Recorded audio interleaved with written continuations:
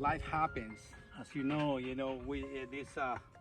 the area we experienced last year and we're still experiencing, um, brought us back in time where people used to bake, when they used to cook, when they used to uh, not depend too much on the technology, but you stay home and you enjoy your family. And so that's what life happens. A lot of people now know that they can make pizza with their family, have a great experience instead of just calling and order food.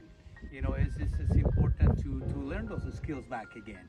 And so I think this is a real start for the entire world, and hopefully we all gonna become better. We have great losses in this during this time, but hopefully life continues, life happens.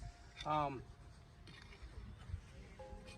a lot of artists this year were not alone, but they were on Solitude, creating, making things happen. So this is Solitude, my dear friend.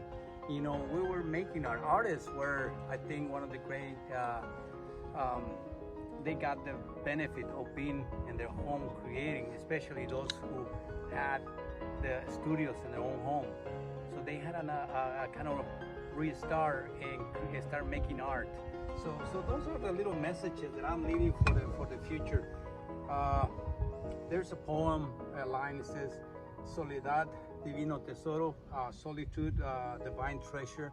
I don't remember who wrote it, who wrote that poem, but it's for artists. We're not alone.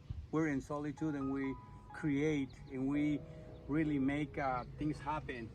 And I'm very sure that during this time, somebody is writing the best novel of their lives that will mark this period of time. And so we're all gonna be benefit, but like I said, it depends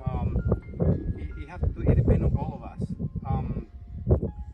And then I put some binary codes here in the future. When they go and they start putting the binary codes in the computer, they will read the message. I don't even remember what I wrote, but and so yeah. So this is the whole thing. It's just the